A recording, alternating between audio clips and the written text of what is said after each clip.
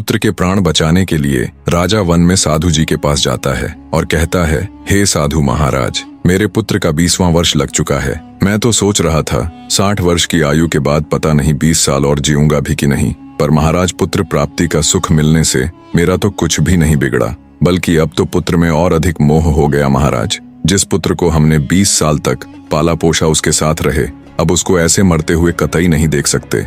इसलिए हे साधु महाराज, कृपया कोई उपाय कीजिए जिससे मेरे पुत्र की मौत टल जाए।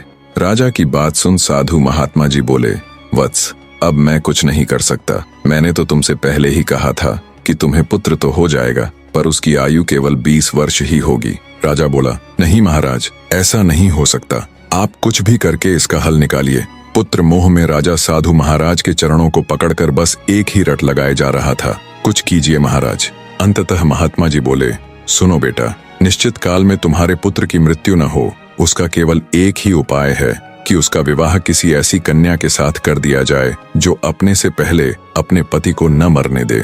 इतना सुन राजा को कुछ सुकून मिला। वो साधु महाराज को प्रणाम कर राजमहल वापस लौट आया। राजा ने अपने सैनिकों को हुक्म दिया कि जाओ और राजकुमार के विवाह हेतु ऐसी कन्या ढूंढो जो अपने से पहले अपने पति को न मरने दे। राजा का हुक्म मिलते ही उसके सैनिक देश के कोने कोने में फैल गए। वो जहां भी जाते हर जगह सब उन्हें यही कहते कि मृत्यु पर भला किसी का वश कैसे चल सकता है, वो किसके हाथ में है। मृत्यु तो जब आनी होगी आकर ही रहेगी, उसे भला कौन टाल सकता है। हर जगह इसी प्रकार के जवाब सुन सिपाही भी निराश हो गए। उन्हें कोई भी ऐसी कन्या नहीं मिली जो खुद से पहले अपने पति को न मरने दे। अंततः जब सिपाहियों की एक टुकड़ी हताश हो थक हार कर वापस लौट रही थी तो रास्ते में उनके आगे आगे 3 लड़कियां चल रही थीं। बने रहे।